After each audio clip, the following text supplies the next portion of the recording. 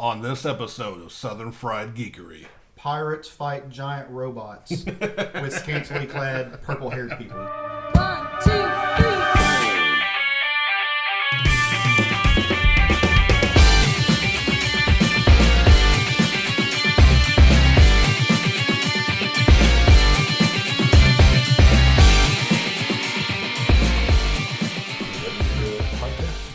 Are we ever actually ready to do a podcast? No. Bring on the geekery. I'm scared. Well, all right. Hey, guys. Welcome to a whole nother episode. I'm one of your co-hosts, Caleb. I'm Craig. and I'm Sean. And we're the Southern Fried Geekery podcast. And welcome to episode 4. It's been a fun ride so far. I'm really thoroughly enjoying this. I'm having a great time. Oh, yeah, absolutely. Last episode was especially fun for me because we talked about toys a lot. It was a good episode, and this has just been one of the funnest things I've ventured into in a long time. It's a really good time. And yeah, like our buddy over here, Sean, said the last episode, if you didn't get to check into it, we went on a little adventure and we talked about some of the toys that we grew up with. And all of us, I think a couple of us are from different decades. And we had a couple of friends on. We had our buddy Jerry and we had our buddy Mike. So if you didn't get a chance to listen to that one yet, really you should go do it because it was a good time. And either or both of those guys are likely to be back at any given time. So listen for them. If you really enjoyed them on the podcast, let us know and we'll make sure they're here more often.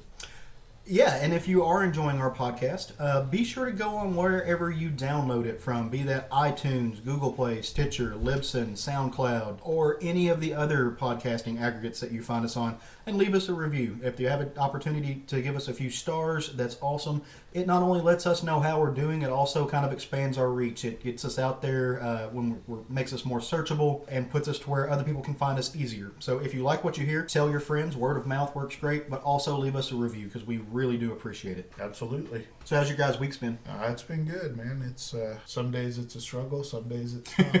Adulting. Adulting. Been a good week, especially a little video game I know I mentioned on the podcast before it came out, and just been completely obsessed with it.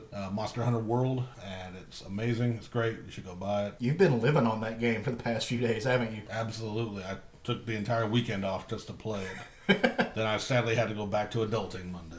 I have about 14 hours in that game so far, and I am Hunter, HR 3. Went to rank 3, yeah. Yeah. See, you're doing good for your first time playing. Playing. We'll see about that. I have 0 hours into this game because I don't even have my PS4 hooked up right now. It is sitting in the closet. For shame. Oh, For yeah, shame on you. Terrible nerd. So I had a good week as well. It was interesting. I got pooped on by a bird. Yeah, fun times. Good luck in some circles. I'm hoping it's in our circles. We took the dogs to the dog park on Sunday, let them run around and enjoy some of the weather, and yep, bird shit on my head. Perfect. So you guys have any shout outs this week you want to give out? Anybody that did anything awesome? I just actually want to give a shout out to a local artist, a friend of mine, Vinaluv's Bracelets. You can find her stuff on Facebook. She is makes jewelry, usually with some kind of cartoon or comic book oriented piece within the jewelry. Local artist, we usually work together. We shared a booth at our last Comic Conway. I want to give a shout out. She does good work. You should check her out. I'd like to give a shout out to a good friend of ours, Dalton Shannon. He is the creator of 4-Color Publications and the online comic, The Adventures of Bryce and Wesley. Go check out his website. It's 4colormedia.com, and color is spelt with a U because that's Dalton for you. And you can also find them on Facebook. But check out his comic book and check out their website. Pretty cool stuff for up-and-coming comic book people, and just a good guy. And It's really fun. He has kind of a Calvin and Hobbesian type adventure comic that he Yeah. does for the giant robot. yeah, Yes. because it's Dalton. Because it's Dalton. Yes. Hey, did I tell you guys I'm actually officiating his wedding? Are you Very really? I am. They asked me Awesome. to. I did not know that. We're kind of keeping it under wraps in our friend circle, but luckily none of those guys listen to our podcast because they're assholes. So true. So You know who Blessed you are. by Crom. blessed by the Fantastic Four in their case. So I actually have 2 shout-outs. One is a short shout-out, and the other one is going to be a little bit longer because we actually had something kind of cool happen this past week. My first shout-out is, like with you guys, it's to a local artist, but kind of outside our circle. It's a guy named Scott Diffee, and he runs a tattoo shop in North Little Rock, in the Rose City part of North Little Rock. I think it's called Rose City Tattoos. I actually am not 100% sure because I can't find that on his website. Yeah, no, that's right. Is it? Okay. Number one, he's a good musician. He's a great great guy. He supports a nonprofit that I do a lot of charity work with. But Arkansas is kind of like the rest of the world. Right now, there's a giant opioid and drug epidemic flooding this country. And a lot of people are dying because of it. A lot of people, it's messing up their lives. Scott did something awesome yesterday. And he put out on his website that for every bag of dope that somebody brings him, be it heroin or ice, meth, and flushes it down the toilet in front of him, he'll give them a free $100 tattoo. To me, that's just amazing. That's how you, as just a citizen, you help police your community. You help bring people out of something. You possibly save some lives. I just think that's awesome. That's like a non-judgmental way to help people maybe start on the road to recovery. And I thought that was really, really cool. Oh, yeah. I saw the Facebook post about that. That's a great gesture and just good community-oriented move right there. Someone who seems to really care about people. I've seen a little bit of his stuff before. They open up the shop and just, like, during Thanksgiving, they just got food lined up for whoever wants to walk in. Seems like a really good dude. He really is. He's a great guy. He loves his community. That's money and time out of his pocket. I mean, tattoos, that ink and that time's not cheap. And so for each person to bring it in, if you've got a problem, if you're wanting to start the road to recovery, if you've got a friend who's got a problem, go see Scott Diffee. Let him hook you up with a $100 tattoo. Flush that shit down the toilet. You don't need to fight that demon. And that's the first shout out. And the second one's a much more lighthearted topic. Marvel has an artist named Sean Isaakse, is how it's pronounced, but it's spelled Izaakse. And he is an exclusive Marvel artist now. He's signed with them. He held a question and answer on Twitter this past weekend, and I got to kind of catch it and shoot him a few questions. And he was awesome in answering them. That's one of the things I love about Twitter is you have the connectivity with these people that we hold in really high regard. So one of the questions that I asked him was, who was the first artist that really struck you? The first artist that you can remember discovering that there was an actual person behind that art? And for Sean, he said that there were a few. John Byrne, George Perez, but the biggest was Alan Davis. His work on the Uncanny X-Men, Batman, and then Batman and the Outsiders was a huge influence on Sean. His line work and figures were so elegant and dynamic. He's the first artist that I saw choreograph his fight scenes. That's amazing. And all of those are good answers. The second question I asked him is, what elements do you like to see in your scripts? Conversely, what are the things that you dislike when writers do it? Comics is one of those forms that it's co-written. Doesn't matter how it works out, but the artist tells as much of the story as the writer. And so, Sean Isaakse said that he likes it when his scripts have a lot of heart to them, when writers really try to get to the emotion of the scenes, but also give him room to try stuff that he can come up with as a better way to convey the emotions that they want to evoke, and when scripts give him rooms to be creative. He didn't really put on anything that he doesn't like, which is fine, but he just likes room to expand his art. So Sean, if you ever get to listen to this podcast, and we hope you do, we appreciate you taking the time to talk with fans and answer those questions. Absolutely. That was awesome. Little side note, because I backed you up and felt bad, I had to make sure to go online. The tattoo shop in Rose City is actually called The Parlor. The Parlor, okay. Yes.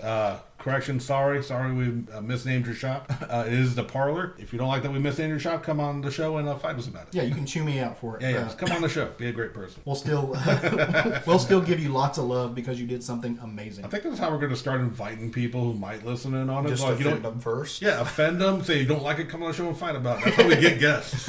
We're starting to insult our favorite comic book creators and whatnot. We should have a segment called "Bring Your Fight to Me." Right there, you go. We got to make that. We got to piss more people off. Craig, you're good at that. You go. Oh yeah. So news. There was some stuff that's happened since the last time we got together and talked.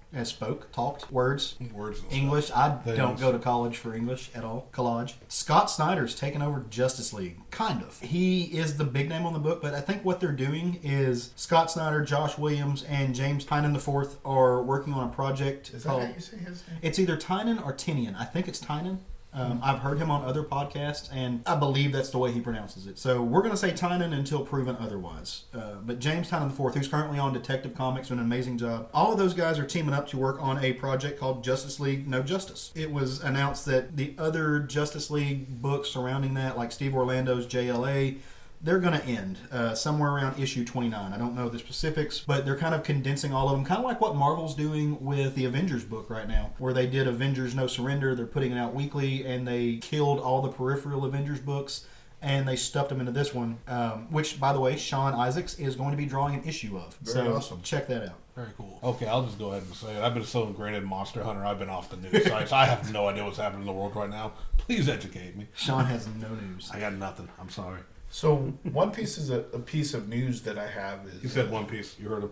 I did. One piece of news that I have is Birthright, which is a fantastic comic book. If you are into fantasy, sword, sorcery, Dungeons and Dragons, any of that, you should be reading this book. It's written by Joshua Williamson and drawn by Andrea Bresson. Image Comics publishes it. This has been optioned for a movie, and I can't wait to see the movie. I've loved the story. I think I talked about it before, but it's about a kid that gets abducted, taken to another world. He's told that he's the chosen one to save this world. Turns out he actually joins with the big bad in the other world and helps him take over the world instead of helping bring peace to that world, and then comes back to Earth bringing the big bad with him.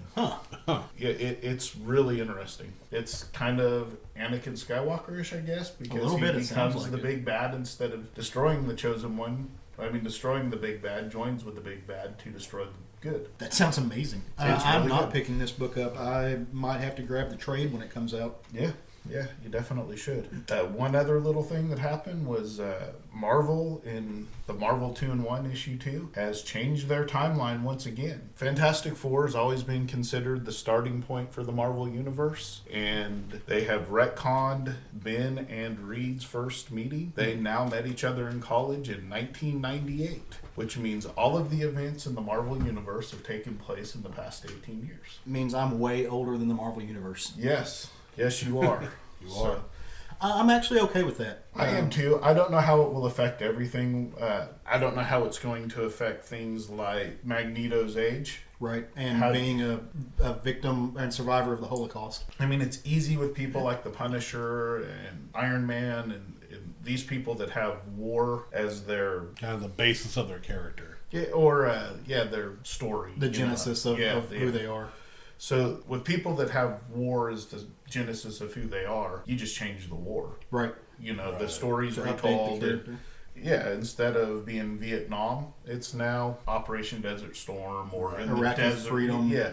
And most of them now they're just saying, in the desert theater. So, it's easy to update those characters, but when you take somebody that his whole point for who he is today is because he survived the Holocaust, I don't know how you change that other than he's an extremely old man anyways. And just because the Marvel hero universe started in 1998 now doesn't mean that his origin story couldn't have started back then. Okay, that's actually you're hitting on about the question I was about to bring up. Because like you said, traditionally, should I say, Fantastic Four was kind of the timeline setting. But this could just be an individual move. Like, we still may have people with older origins, and maybe they want to young up Fantastic Four, possibly for the new movies or whatever they're going to do now that they've reacquired the rights to them. Get a younger. 1998, they're in college. I was graduating high school, so youngish. It still makes them the grandfather of the Marvel Universe in that sense. Right. But you're still going to have older people in the universe because it's not like world history started in 1998. It's just that the superhero era of the Marvel Universe started in 1998. Well, and actually, that's just when they met. So give them a couple years to get out. And the way that DC has done this historically is through their crisis events. You've got characters that were created in the 1920s, in the 1930s, and the 1940s. How do you keep those guys relevant? And it's honestly something that DC struggles with. That's why a lot of people don't like Superman, because these characters are so set in that early American truth, justice, and the American way. So how do you keep those relevant? Well, they've done that through a lot of their crisis events and where they move their timeline up. Marvel recently, 5 years ago now, 3 years ago now, somewhere in there, had their Secret Wars event where it was a universe collapsing event and it opened it back up. I actually don't know that they have mentioned anything about Magneto's history as a Holocaust survivor. If not, that's a good way to do it. And if you look at that character's history, that was written after he was invented. That was not his original story when he first debuted as a mutant. That was written later. That was created after that. That was a way to add sympathy to his character and to make him less of a just straight up villain and more of a sympathetic villain, something that people could relate to and maybe forgive some of his actions, if not excuse them. Understand why he's leading the mutant underground. Absolutely. And it worked. So we'll see what they do with that. I'm actually curious to kind of find out how they connect those things and see what they do, because there's, unfortunately, the names of the things change, but human nature doesn't change, and they can just transplant the title. Absolutely. Well, we went to DC, so I've got one last little piece of news. Not nearly as cool as a sliding timeline. 2 weeks ago, they announced that Superman's getting his red underwear back, and a lot of people got really excited, and they clapped their hands because, yay, Superman's getting his red underwear back. For nostalgia's sake, I think it's cool. But forget your red undies, guys, because the yellow oval of justice is back. Batman's getting his little circular chest plate back that has the yellow. You can see it right now if you go look in Doomsday Clock number 3. That's the first appearance of this new outfit. And they were speaking to the artist on that, Gary Frank, and he said that, yeah, you can expect to see this outfit start popping up in other books. I think Batman's got 3 titles that he's ongoing titles that he's really in right now, which is, of course, The Batman by Tom King, which you've heard us talk about it. It's amazing. Stop what you're doing. Turn the podcast. Just push pause. Go to a comic shop or get on Comixology or Ossity or Iffity or whatever. Download that book because it is amazing. The other one is Detective Comics, which James Tynion IV is writing, and the third one is a Scott Snyder book, All-Star Batman. So All-Star Batman's actually over now. Oh, okay. So yeah, that was a 12-issue run and it finished. But that leads to some other news that came up today. Ooh. Yes, I don't know if you guys have heard this, but Brian Michael Bendis is going to be writing a Batman book. Oh, that was going to be. Really? We are hoping it is not the Batman main title just because Tom King has been killing Batman. Right. So, And I don't want Bendis to kill Batman. Exactly. So I love Bendis and I love some things he does. I'm hoping that they give him his own Batman title. Dark Knight would be great, something along that line, because he's saying he wants to do it similar to his run on Daredevil. So I think that would be a good place to put him. I think that makes a lot of sense, and I think they probably will. They're not taking... It would be financially stupid to take Tom King off of that book. He's one of the hottest writers. He's one of the biggest draws. He's pulling people to whatever thing he's on, and he's writing some of the best Batman stories in years, and it's drawing a lot of people in, so it would be dumb to take him out. But also because Scott Snyder is taking over the Justice League book, that leaves a gap in that third Batman. As you just mentioned, All-Star's done. Leaves a gap in that third Batman book. It makes sense that they're going to put him in some type of other story. Yeah, I can't see them pulling Tom King off of Batman just because so many people are looking at Batman right now, and I hear it all the time. This is one of the greatest runs in Batman of all time, is what I keep hearing from universally from people around there, that they're ranking this up there with everybody. So I don't see it happening. It's almost has to be a new title. I mean, I definitely can speak as one of the masses. Like I said, I got recommended the War of Jokes and Riddles, and a buddy lent me the first issues, and I have read now the entire run and subscribed to the book now. Like I said, I hope they don't replace Tom King, because they'd be let down. I will still give it a try, support the book, but like you said, I hope they give Bendis his own book instead of taking over another book. All right, there's a couple of other things in the news, but there's actually, I want to kind of see how they play out before we talk about them. Because one of them is extremely stupid and dramatic. So I'm kind of waiting to see what the internet does with it. And we might mention it, we might not. If you hear me coughing in the background, I'm still getting over whatever bug I had. It's for the most part done. It just likes to tickle my throat every once in a while. So that's why I'm over here dying.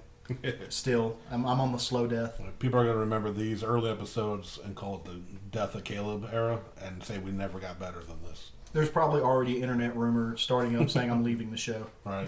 I hope so. Create Twitter rumors. Caleb is dying and somebody is replacing him already. It will not be Brian Michael Bendis, probably.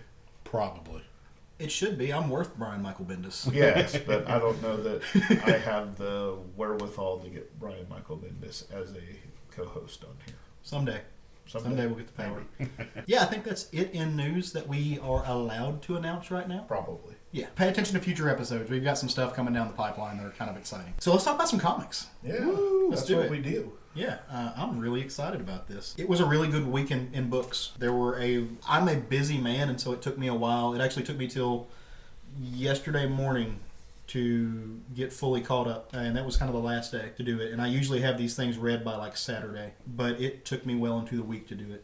So I'm not telling you what day we recorded this on. That's a spirit of mystery, but So one of the main books that I read this week, and that was really good, is a book from Dark Horse Comics by a little-known writer, guy named Jeff Lemire. Yeah, I don't know if you've ever heard of him. Only probably one of the top 5 writers in comics. It's hard to put anybody else above him. He's definitely got some folks sitting around him, but he's kind of, If I had to put up a murderer's row of comic artists, he's probably batting cleanup. Baseball reference. Yeah.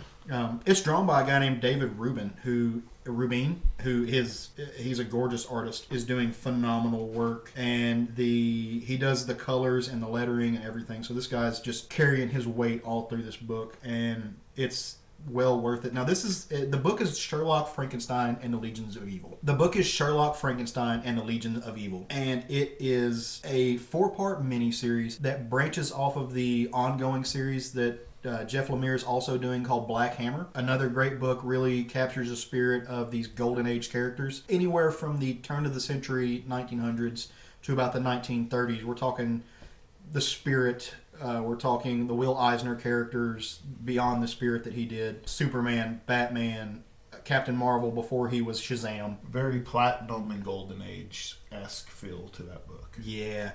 And so what this book does is this book branches off from some of the characters. It actually follows the title character of that book, Black Hammer. It follows his daughter, who is, you're not reading Black Hammer, short take. There's a big epic battle with a guy called the Anti-God, and all of these main heroes get sucked into another world dimension, and they leave our world. No one knows why, no what happens. It follows those characters into the other world.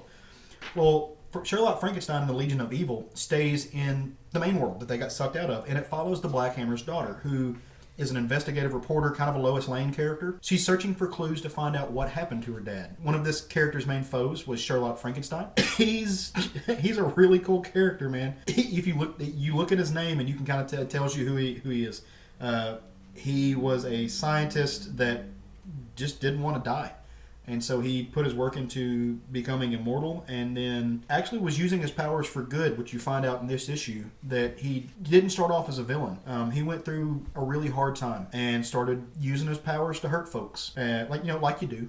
When you're hurt, you lash out. But what you found out in this book is that at the time that the main crew, these Golden Age characters like Golden Gale and Abraham Slam, one of my favorite characters in the book is a alien called Barbalian, who actually a gay character, which is really cool for me to find. I'm all about queer representation in books. He tried to save them at the last minute, and that's what you find out. That's the crux of this book, is kind of a redemption story for this guy, who all through his legacy, all through the first 3 issues, while she's hunting him down, you find out all these terrible things he did, all these horrible people that he hung out with, these villains, these masters of evil. And at the end, you find out that he flipped the script right there towards the end and tried to save them, tried to jump in. And it's a redemption story, and it's a beautiful tale. Craig really likes to say it. Jeff Lemire writes the human condition better than anybody else writing today. And I second that, not only in comics, but in prose.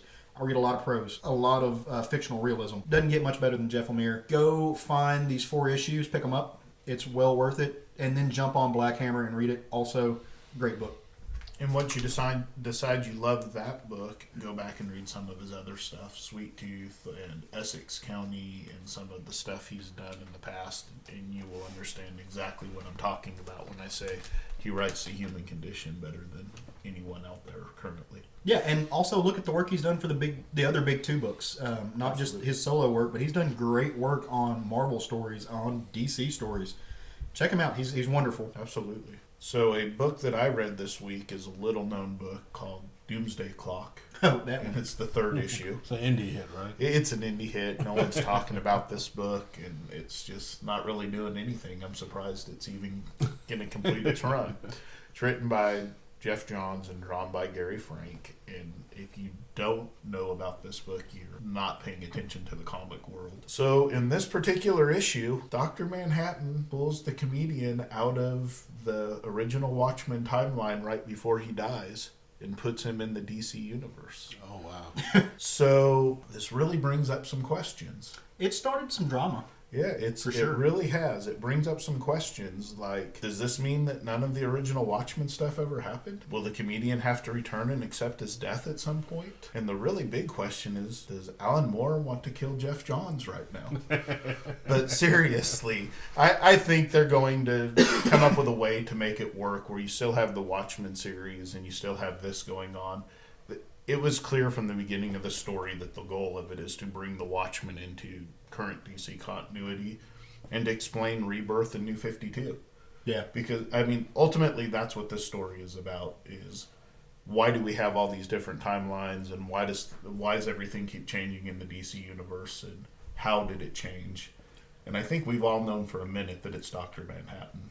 We have from the get-go, ever since when DC launched that first book and you saw the blue haze and they found the button. But yeah, the point of this whole thing where they bring, I'm sorry, I'm really am trying not to die.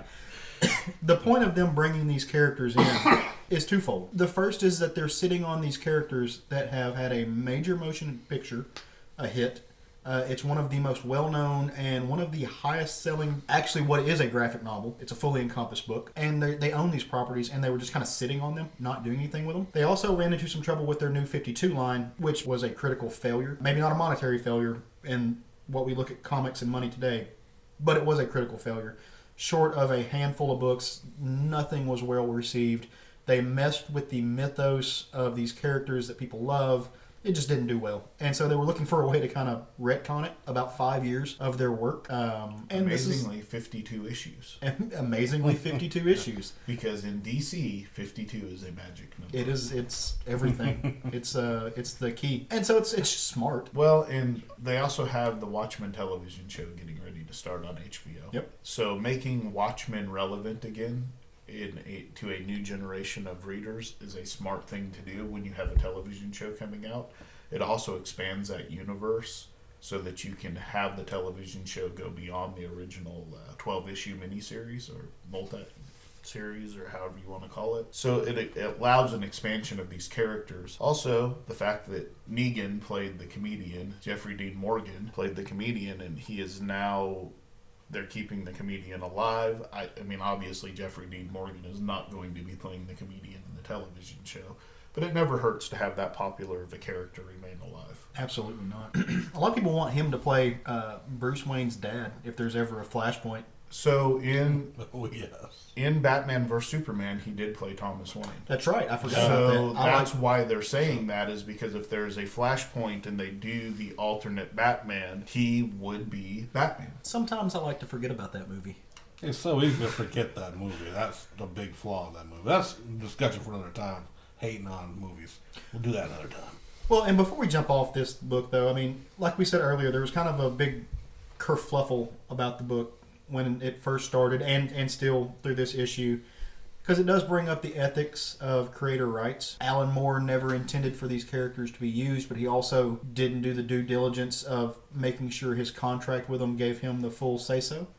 These are characters that are owned by DC. You know, so I'm split about it. I think that they should have done them the favor of giving them a phone call. If you want to do creator-owned books, you go to creator-owned companies. Yep. Absolutely right. People's opinions can always change over time. I recently have been going through old Wizard magazines and reading articles, and there was actually an article with him in there. More discussing, though, along the lines of League of Extraordinary Gentlemen and the film adaptation that was happening. And long story short, after he's done writing his idea, his story, his world, he couldn't give a shit less. Yeah. He said he had no intention of ever seeing any film adaptations. They've been... Back in this interview, they're even talking how far back as the early 80s they talked about Watchmen, making a movie of it. Yeah. And they said it's unfilmable, but he mentioned it kind of briefly. But yeah, I don't think he's worried about it. But I mean, like you said, if he does something start to, then yeah, he should have went through the right channels from the get-go. He's kind of turned into a hermit. Yeah. He kind of just lives in the countryside of England somewhere and just rages into like a hobbit hole. Yeah. Like he's kind of an angry hobbit, I think, in real life. And he just yells into the countryside. But that's just what he does.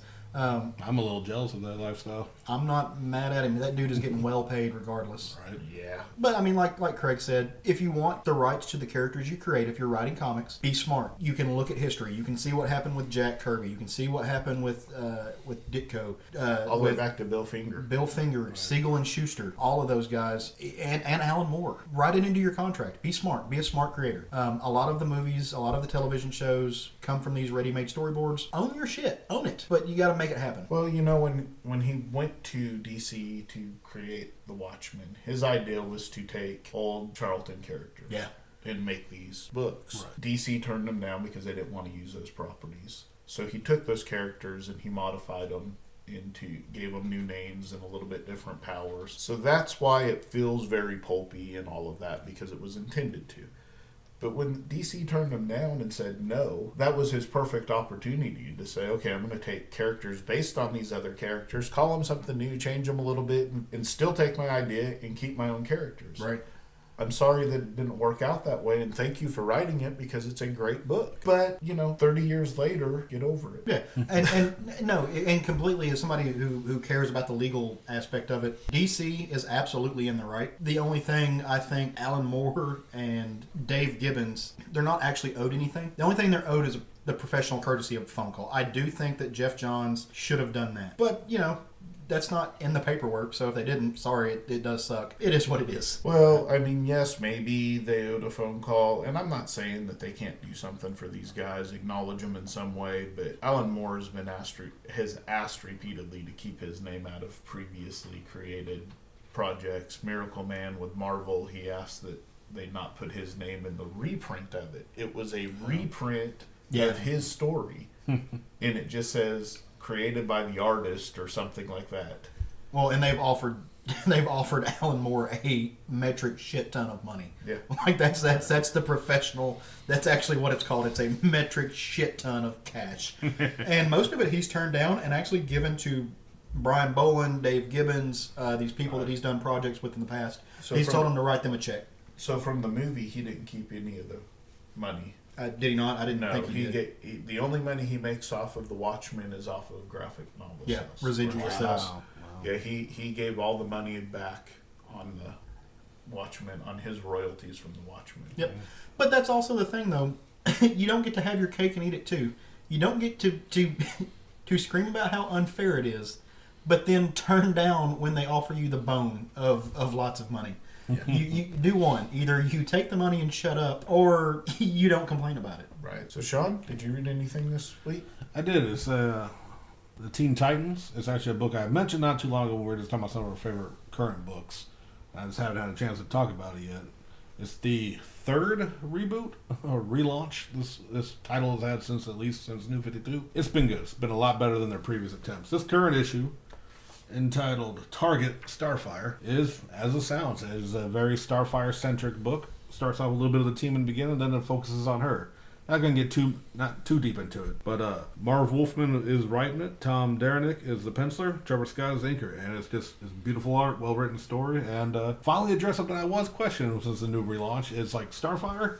If you see her from the comics, from that, she's drawn, very beautiful woman. Looks a lot older than everyone else, and they finally addressed it. Only 3 years older than the other kids. Only 3. So she's still a Teen Titan for the book. So they're not following the Teen Titans Go aging, where she only has a birthday every 500 Earth years or something? Unless they did the complicated math, then no. I don't think they are. You said a name. You said Marv Wolfman is writing. Marv Wolfman. The Marv Wolfman. Is back on Teen Titans. He's back in a lot of places because he's also writing... He also is doing a miniseries that's Raven, the Daughter of Darkness right now. So apparently he just decided to come out of retirement. Because, it was, correct me if I'm wrong, because I've had almost no sleep today. Titans in the 80s was Wolfman and Perez, Wolfman right? and Perez. So it is Wolfman back. So him it is the original Marv Wolfman. Him doing the Raven miniseries, him doing Teen Titans, that's where Marv Wolfman is. Excels. Yes. I love the old books. Like I said, just having a bad brain day. But I was I'm pretty sure that's the original writer. These are beautifully drawn books. Absolutely. That I wouldn't be opposed to having Perez back drawn. I don't think I would love that. The original team. I don't think his health will allow him. No. I would love that as well. I mean, you guys know this, but those folks listening into the microphone might not. Perez is my quintessential artist. That man his art drew me to comics. I'm kind of like Sean Isaakse said earlier. That is the first person that I ever saw draw a book and it was an Avengers book, but also his Teen Titans work is outstanding. That was the first person I ever saw and said, hey, who drew this? This is more than just a fun time with pictures. Who did this? This is cool. This is a stylized thing that humans work on comics. These aren't just mass produced out of nowhere. This is George Perez, and you commit that to memory. And that actually gives me an idea for a future episode. I think we should have an episode on the creators that we initially learned and said, this is a creator I'm going to follow, this is a creator I love. I mean, so many of us start with, I read Richie Rich, or I read Teen Titans, or New Mutants.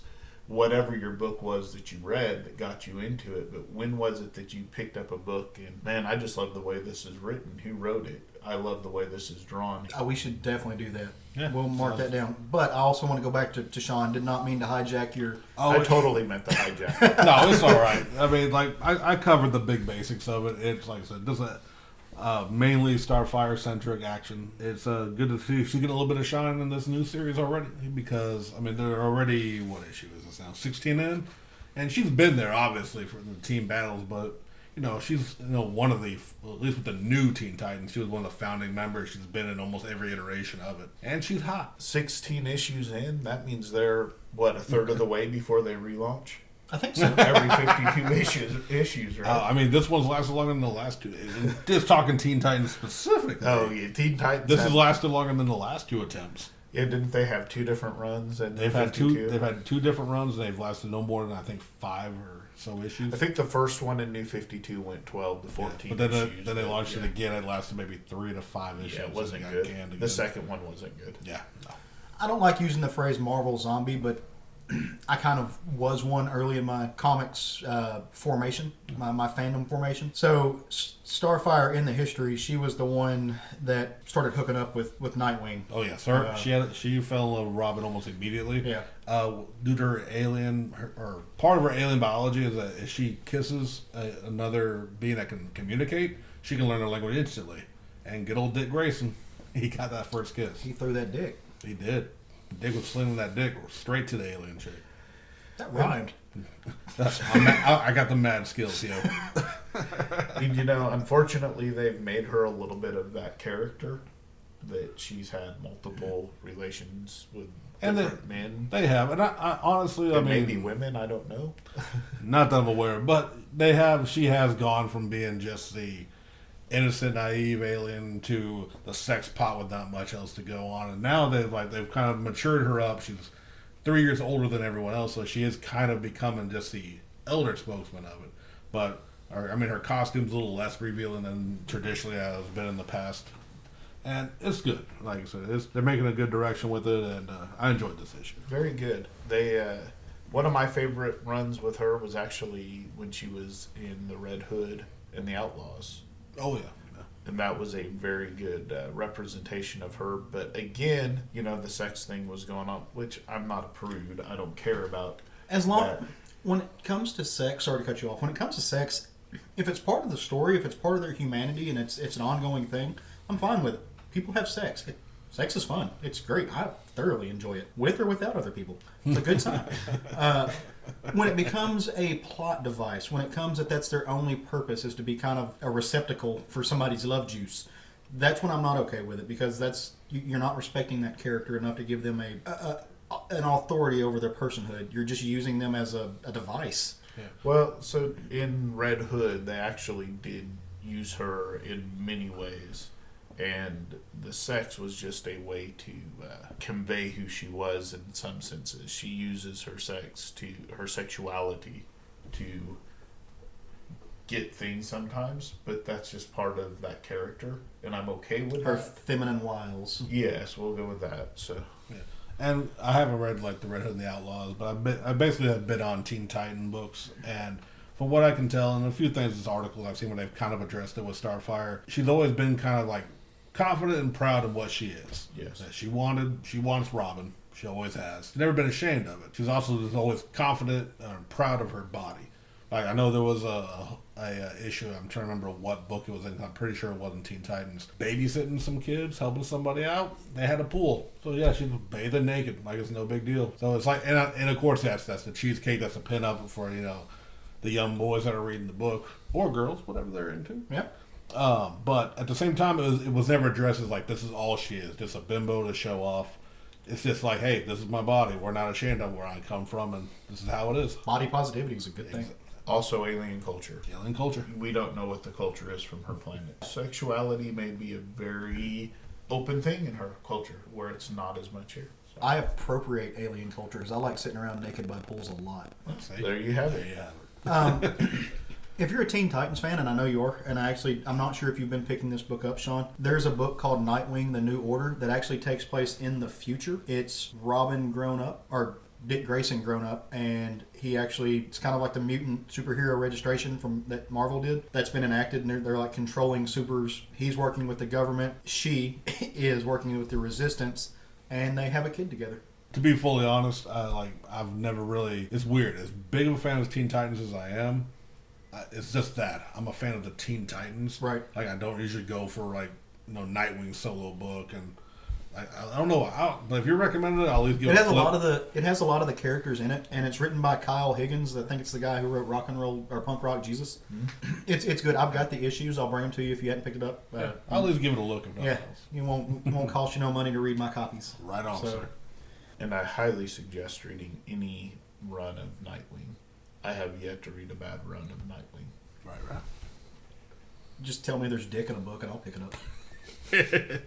True facts. There you go. Ladies and gentlemen. I meant the character, guys. That's real. Yeah, we'll take it either way. You said that in real life. So I actually read another book this week called Backways. It's written by Justin Jordan and Eleonora Carlini. It's from Aftershock, which is a company that we give a lot of props to because, honestly, it earns it. It's one of those... It's not a big company, but somehow, I don't know what kind of behind-the-strings awesomeness that they're doing, but they get major writers. I mean, they get Cullen Bunn, they get Justin Jordan, they get Marguerite Bennett, just kind of a who's who of all-stars, and they've got them all writing for them right now. But yeah, Backways so far is this really, really cool little magic and myth story. There's a girl who gets sucked into another world, kind of, and there's everything. Like I said, it's a good sorcery book. It's not sword and sorcery, it's just magic. But basically, she jumps in this other world, and she learns about all of these different creatures, and she's looking for a friend that's been kidnapped, and they're kind of chasing them. Well, she meets a character named Coyote Bones, who the character design for this, I'm assuming Miss Carlini came up with it because it's dope.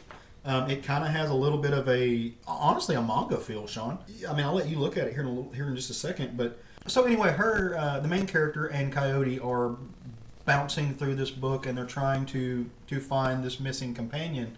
And along the way, Coyote is kind of explaining how magic works in this universe, how there's 5 different groups of people, and they each have different abilities. One of them can read your thoughts. The other one can open portals. The other one can just kind of kill you dead. And how there are these almost mafioso-like figures who are proprietors of this stuff and run kind of an underground. And so they get caught up in that, and they're having to run away from them while staying on the trail of their missing counterpart. I'm probably not doing it justice describing it because this book is new and I don't want to spoil it. I don't even want to spoil things from the first issue, because you should go pick it up. It's a fun book. Justin Jordan is a great writer. He is a well of ideas, and he can just about write anything. He's written extremely, extremely horrific books. He just got through with another book that's kind of political satire. This one, he's writing a fun, almost buddy romp with 2 strong female protagonists, and there's floating skulls and a giant baby that murders things. So, yeah, go to your shop, pick it up. You won't be disappointed at all. I can't wait to see where this book goes, and I can't wait. I'm probably going to talk about it in detail once the run has been completed, as kind of a what have we been reading extension thing. Aftershock does really well with their trade paperbacks. They come out real, I want to say a month, maybe 2 at the most after the series ends, and most of their books are 6 books long. Or, they're 5 or 6 story arcs. They take a break and then they come back in a couple of months. But they come out with those trades really well. So we'll be able to point people in the right direction. And you're going to hear a lot of love on this show about Justin Jordan. Not necessarily this episode, but throughout time. Because the man writes amazing books. He also is, I know we use this phrase about people we like, but he's a gem of a human. I got to meet him at New York Comic Con a few years ago. And we actually really hit it off and stayed in contact and chit-chat often online. And hopefully I'll get to see him soon. Or maybe speak to him soon. Another book that I read this week was Dissonance, #1. And I am about to murder some names, y'all. Simi Nugroho is the writer on this. Sami Basri is the artist. And Varsam Kurnia is the colorist. I apologize to any of you if I murdered your name. This book is designed by Melita Curfey. And the basic story in this book is that Earth is invaded by an alien species. They're called the Phantasmin. And it's not a violent invasion. It's not xenomorphs coming down and taking over or predators or anything like that. They're straight up seemingly benevolent. They offer humanity all of their knowledge in exchange for some human host bodies. Usually when they host with someone, it's like a 50-50 host. Both brains have control, both personalities are there. Sometimes it ends up being 100%. And you also get some of their features and qualities when you host them. But it's a very benevolent type thing. Where the twist comes to this is that it's in the background, there's an almost Illuminati type organization running everything. Of course, being controlled mostly by these aliens. We're entering into this golden age in humanity on Earth, and somebody pays somebody to shoot a model in a fashion show. And So this kind of sounds like it's a slow burn book, almost like a political unrest behind the scenes. Like you said, it's not a hostile invasion. It's a slow trickle in symbiosis. It is, because it starts off in it's almost like I said, it's a golden age in humanity. They've passed all this knowledge on. Diseases are being cured. There's less violence. That's why this assassination attempt is such a big deal. Then you find out in this organization that there's two humans that are part of this Illuminati type group controlling it, and it's a brother and sister with completely opposite ideas on how to rule the world. And the sister is just absolutely ruthless. She has straight up a whipping girl that when she gets frustrated takes her back to her room and whips her. I mean, literally whips her. So I'm excited to see where this book goes and to see how it all plays out. Are the aliens bad guys? Is it a group of people that are bad guys? Is the whole race bad guys? Is it the humans that are the bad guys? It's going to be interesting to see where it goes. And this is the first book in the new, in this series, but Top Cow and Image have really started this new thing where there's a whole new series of books coming out by Top Cow, and this is one of the 3 books that have started in that. The other, Godhead and Bonehead. Yeah. God Complex and Bonehead Yep. are the other 2. Yeah. So Kind of learning something new about you, buddy. I didn't realize how much you enjoy like Earth invasion stories on different spectrums. I do. The last one, Birthright, you were just talking about earlier, is an Earth invasion story from a demon kid with a horde of angry murdered things behind him. Team Asteroid. I don't Yeah. know. And this other one's just a alien symbiosis thing. Yes, absolutely. So I didn't realize how much you were into that kind of that story trope. Well, I don't know that I knew I was either, but I do enjoy those types of stories. I don't know that I actively search them out, but I Right. do enjoy them when I read them. Just kind of fell into your lap. Especially when it's a different take on it. Sometimes, we get into, like I said earlier, the predators or the xenomorphs or whatever. We get into aliens invading and just attacking. To me, this is interesting because it's aliens invading, but there's a political side to it. Right. Right. And the humans are willingly giving themselves up as host, and they don't lose everything. They retain 50% of their own soul, or So they still their have free essence. will. Yes, absolutely. So So they're just carrying somebody else along for the ride. yeah, exactly. And in trade, the aliens are learning humanity, something they didn't have. So it's an interesting take. The aliens are getting the short end of that stick because humanity sucks. I think that's what we're going to find out in this book. I went to a dark place. I'm sorry. No, I think that's what we're going to find out in this book. So, and I've never heard of any of these particular creators. I've never heard these names or seen these names before.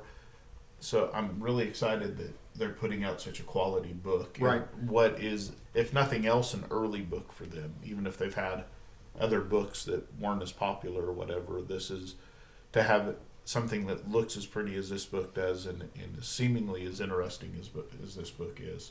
interested to see where this group of creators ends up. My next book isn't a new release, but I've been picking up the volumes of My Hero Academia. Yeah. It's a manga I've mentioned before. One of the easiest ones to get into if you're already into superheroes. But this was volume 9. I got it last week. I'm not going to get into too many spoilers in case a lot of people don't read, but they watch the anime. This is a part of the next arc the anime is going to be doing, so I'm not going to get too much spoiler territory or anything. But it's the next step. The best I can say was such an ensemble cast where you do a whole classroom. It takes some time before they really start putting a shine on the characters who aren't the main characters. Right. And this is one of the first arcs that really kind of show with some of the other students who've been kind of in the background or maybe had a smaller part in some of the arcs that have already happened start to shine. So it's just something to look forward to. I'm going to say they go out camping and shit gets real. That's all I'm going to say. It's pretty amazing. It's continually to be this one of the best mangas coming out right now. Like, I do read the chapters as they come out, but I'm also going back and buying. I'm actually rereading the series as I bought this. Went back and bought all the volumes. Finally, something I've been meaning to do. I feel like you could sum up a lot of My Hero Academia by that same statement. They went out here, they went there, and shit ensued. I mean, that's pretty much the premise of that book. That's the purpose of most books, really, if you break it down. Right. We went out and shit happened. Pretty much. That's how it goes down. Well, sometimes they stay in and shit happens. But well, and the beauty of this one is, too, at least it's superheroes. It's heroes and villains in tights and or weirder clothing. Yeah. You know, it's just that it's a society that everyone is. Like, I don't know how much detail I've got in the past. I'm gonna go into it again. It's a society where you're born. Either you could be Superman or you can make your phone float to your hand. I mean, you're just born in that lottery. Everyone has 80% of the population has a power, and Midoriya, one of the main character, was born without. But he does acquire one, which like I said, read the story. It's super good. And like I said, even if you're not into manga, other than having to retrain yourself to read right to left, I would say that'd be the only hurdle. Because if you're into superhero books, and if you're not, I don't know why you're listening to this podcast. But Because of our personalities, obviously. wonderful personalities. But just so you know, if you're into comic books and you're curious about manga, this is easily one of the best ones to get into. And with a easy transition considering the plot. It seems very accessible. I don't read manga for no other reason, but then I read other comic books. I've never really been interested in trying to jump in, but this is actually something that I've heard you guys, when I say you guys, you and Jerry specifically, our friend who was on the last episode, speak about, that actually has drawn my attention. It's something that I understand. I understand this trope. I can relate to it because everybody that I'm around all the time were born with talent, and I wasn't. So, you know, I feel what he feels a little bit. So maybe I'm going to go eventually when I get some time, check this book out. well, as the old man in the group, manga started, or not. I'm going to rephrase that. The manga craze started after I was an adult, so I don't have a lot of history with manga, but I have read One Piece. Yes. And I have read a good portion of My Hero Academia. He knows I'm what's behind on it, but I will tell you that it's very much an X-Men type book, Oh yeah.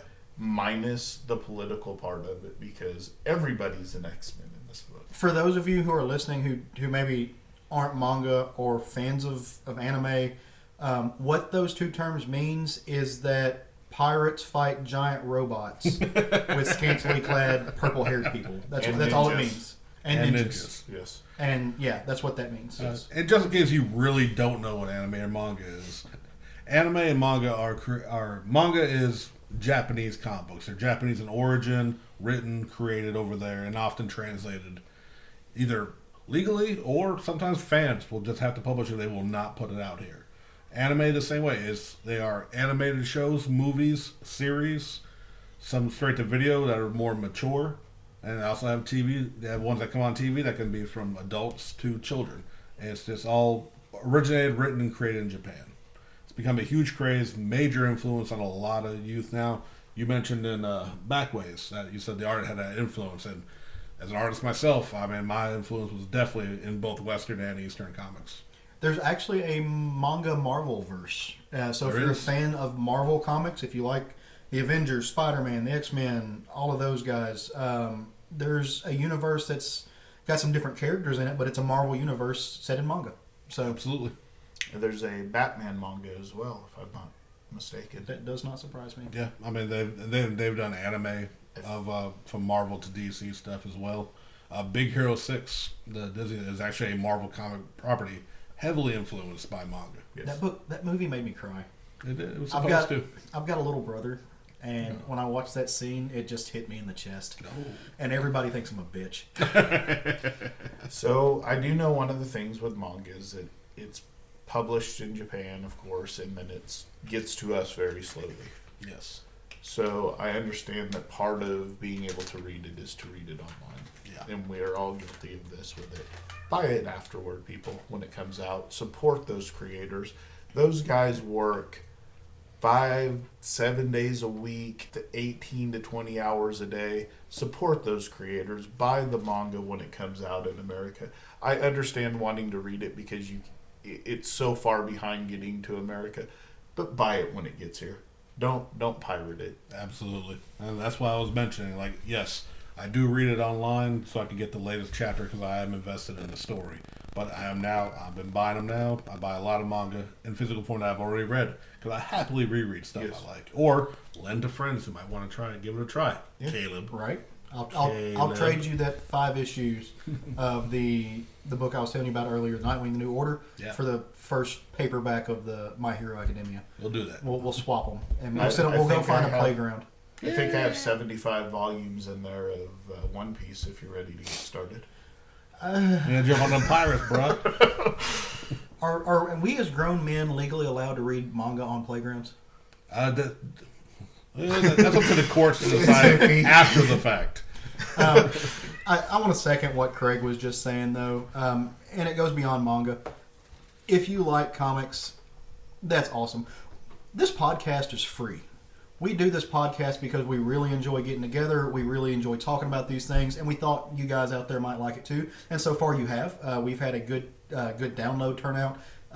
Come on back, keep going. We do this for a passion and a hobby.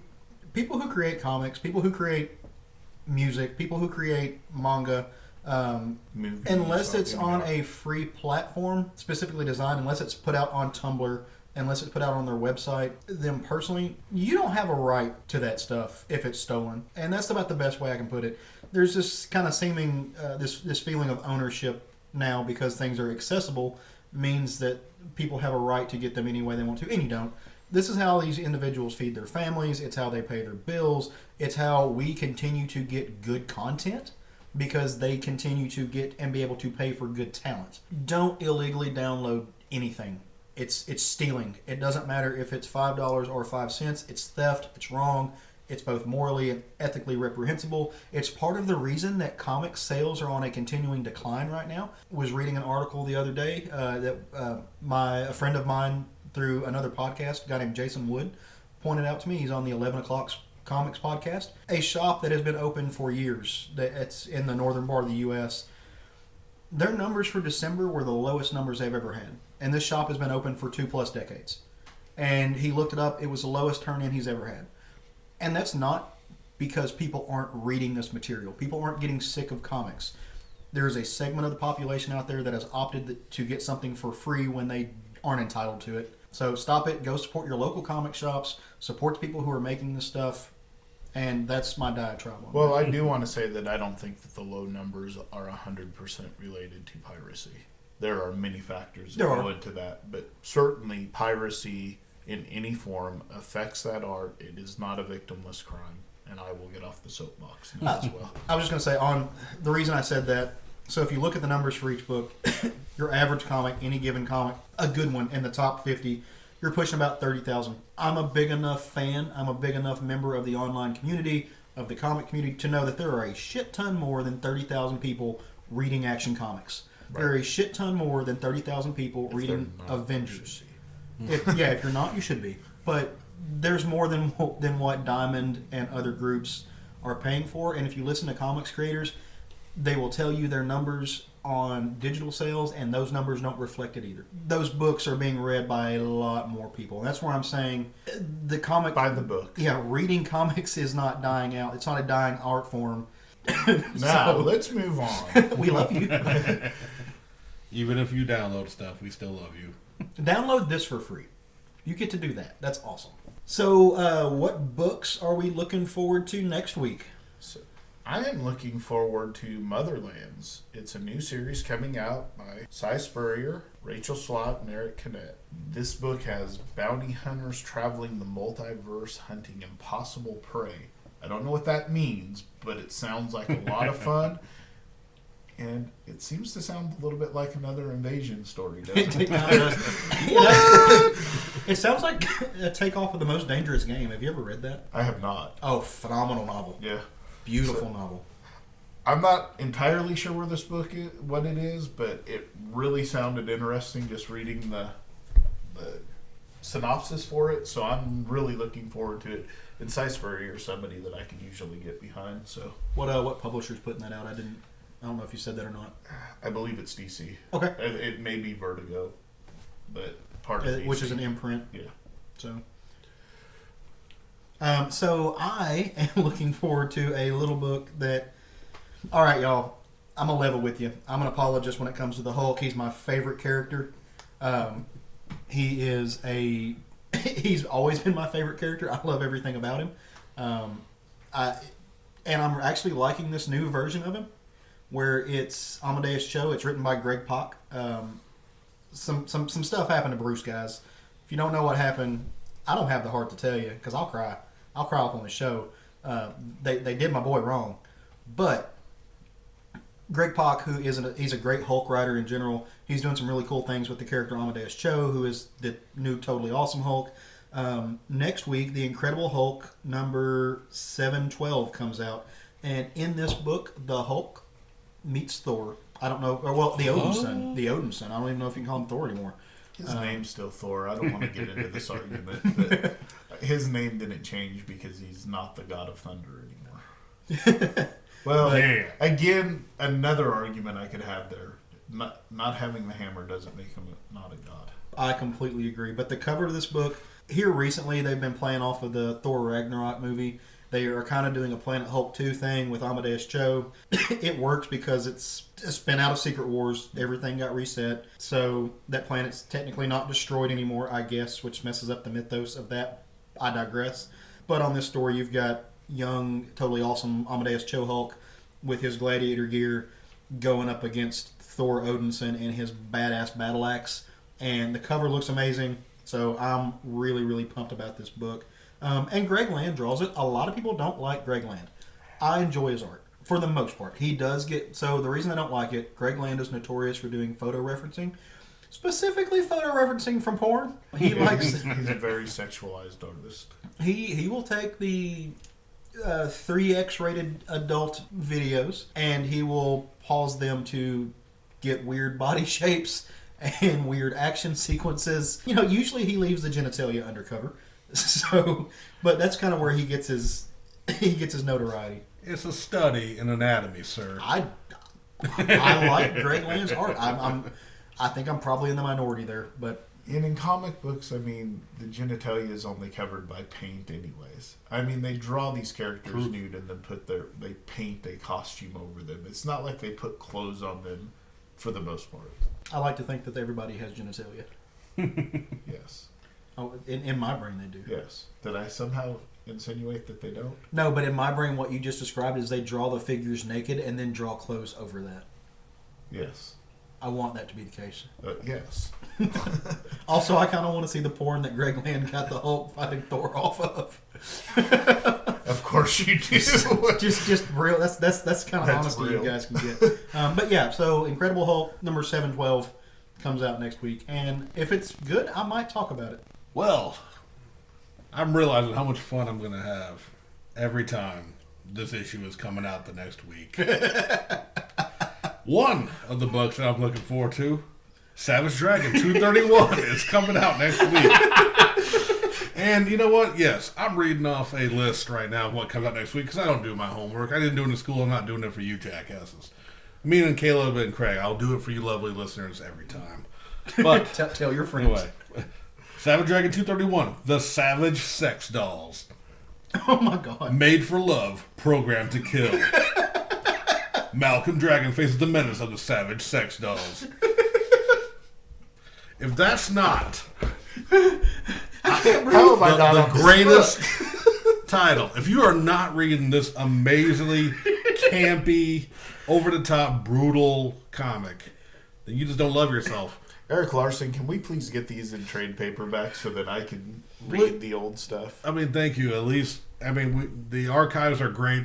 Eric, if you're listening, the archives are great that you at least we have your product, but the color, the quality of a normal trade paperback is sorely missing from those collections.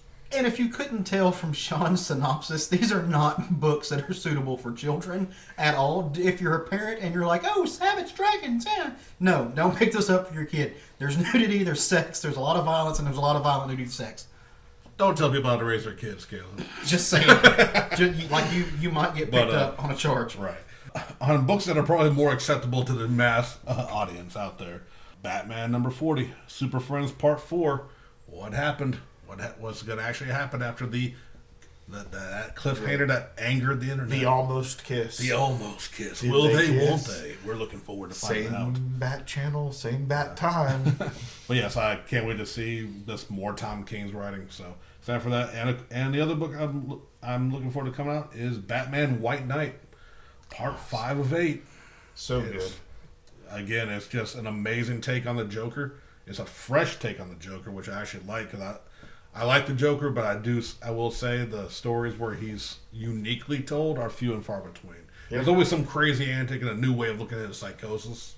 But this is a truly unique take, and I'm really enjoying it. Can I bust a bubble real quick for you?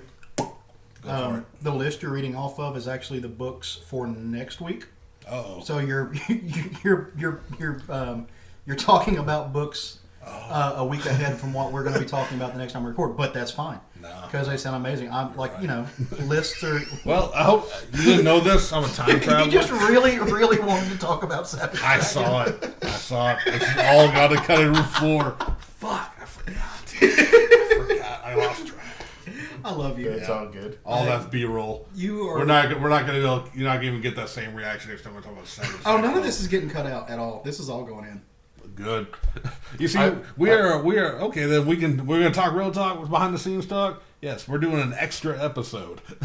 Yep. And it threw off my game as a catch up to we're talking about last week's of this week's coming out, and quite frankly, I don't know timelines. Hey, Marvel fucks up their timeline. So you flashed this entire podcast, sir, and I'm confused. This is Flashpoint episode. None of this is gonna matter next week. We are recording an extra episode because of the episode we lost so that we didn't miss a week talking about current comics. Yes. And that's all good. But why don't you go ahead and talk about it? I will now talk about the book that came out this week, even though we're talking about it in the past. Anthony Bourdain, if you haven't heard of him, he has a TV show where he travels and eats delicious food and meets weird and interesting people. He wrote a ghost story comic called Hungry Ghosts, which I really like. It does look kind of is that called like kabuki art almost? It's kind of kabuki-ish with the eye mega, but it's really kind of showing traditional of the lonely woman ghost story that they do in Japan. And apparently all of the ghosts are hungry. Every one of them has to do with food. Well, it's Anthony Bourdain. Yeah, if you've ever watched Parts Unknown. All right, and I think we're getting close to bringing this sucker home. Yeah, we're good. You guys feel okay? We're working on getting on a set schedule so these things come out regularly, just to make it easier for those of you who aren't using an aggregate like iTunes, Libsyn, SoundCloud, Google Play, that just automatically sends it to you. If you're actually going on our website and downloading it that way, we're trying to get caught up on a schedule so it works. We are on those different platforms, and you can subscribe to us. That way you don't have to worry about missing an episode. It shoots it right to your mobile device or to your iPod or to your computer. It just does all the work for you and just puts it right there for your consumption, and that's awesome. While you're doing that, while you're setting that up, if you've been listening to us and you've liked what you've heard, and again, we really hope you have because we have a lot of fun doing this, give us a review. We need to hear back from you guys. We need to know what we're doing right, what we're doing wrong. And also, if you do a review on these things, it lets other people kind of know what to expect. It helps expand our reach. They give us a little star rating. We're shooting for 5 stars. But we'll take critical feedback if we need to and not send your mother hate mail. You can reach us on Twitter at SFG Podcast. or you can go to the search bar and just type in Southern Fried Geekery. It'll pull us up. You can also email us at southernfriedgeekery@gmail.com. Do you guys have any places that you want to that people can reach out to you at individually? No. You can reach me on Twitter, at On L. Twitter. Craig L. on Twitter and on Facebook.